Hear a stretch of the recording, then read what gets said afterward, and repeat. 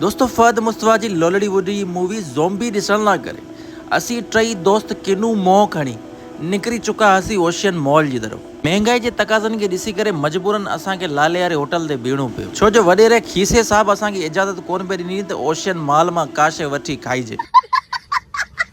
इन खां पहिरियों बुख असांखे सूंटा हणिया। असां 2 टे समोसा खाई करे निकिरी पियासीं ओशियन मॉल जी तरफ़। पंहिंजे सिकंदर घोड़े खे ओशियन मॉल जे पार्किंग में पार्क करे जेॾीमहिल अंदरि दाख़िल थींदा आहियूं त माहौल असांखे ॾाढो फर्स्ट क्लास लॻंदो आहे। फर्स्ट क्लास ना फर्स्ट क्लास। हा त फर्स्ट क्लास। ओके। एडमिशन खे सरंजाम ॾियण लाइ करे हेडक्वार्टर जे तरफ़ां 3 रुकनी टीम ठाही वेंदी आहे। मूं समेत एजेंट एहसान ऐं एजेंट अली मेहदी रज़ा पंहिंजी ज़िम्मेदारियुनि खे कुल्हे ते खणंदा आहिनि। सॼो ॾींहुं वाट्सअप ते पिया आहियो, खाओ कमायो न। खेरनि सां टिकट वठी असीं रवाना थींदा आहियूं थिएटर जी तरफ़। दोस्तों आउं तव्हांखे ॿुधाईंदो हलां आख़िर असां ट्यूसडे जो ॾींहुं छो चूज़ कयो। इन जी ख़ासि वजह इहा आहे त ट्यूसडे ते ही टिकट 500 रुपये थी वेंदो आहे। आम ॾींहंनि में ही 900 1000 रुपये में मिलंदो आहे। संगत बैचलर लाइफ जो उसूल आहे 5 रुपया जिथां बचनि उतां बचायो। लेकिन ये साला कर क्या रहा है यहाँ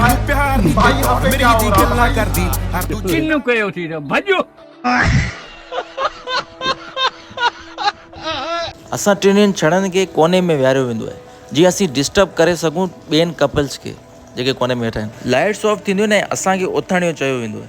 असीं त ज़रे घटि वेड़ी ते पियासीं पर असांखे पोइ ख़बर पवंदी आहे क़ौमी तराने जे लाइ एतिरामन उथण लाइ चयो वेंदो आहे।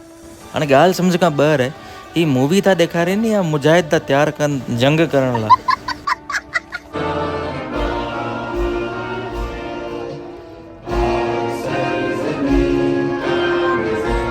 10 खां 15 मिंट एडवर्टाइज़मेंट हलण खां पोइ असांखे अंदाज़ो थी रहियो हो त आख़िर 500 रुपया छो हिननि वरिता आहिनि।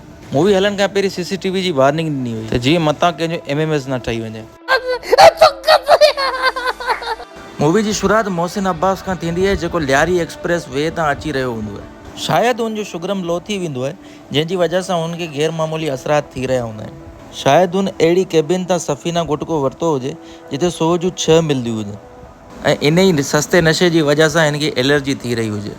कुझु माण्हू जेके गैर मामूली हरकतूं करे रहिया हुआ मुंहिंजे फ्लैश जी वजह सां डिस्टर्ब थिया। उन तकलीफ़ लाइ माज़रत खां आहियां। हम तो खुद खाने वाले हैं हमें वाला कौन खाएगा। तुम लोगों को कोई बात समझ नहीं आती क्या? हिन मूवी में सिंध पुलिस खे वॾो साराहियो वियो आहे। ख़ैर हीअ आहे उहा जाइ वारदात जिते वारदातूं थी रहियूं हुयूं। ॿाहिरि निकिरी करे जटाणो कमु कयोसीं, पिक्चर ऐं तस्वीरूं कढियूंसीं, पर ओचितो मूंखे यादि आयो त रिव्यूज़ वठण त विसरी आहिनि। की लॻी फिल्म तोखे?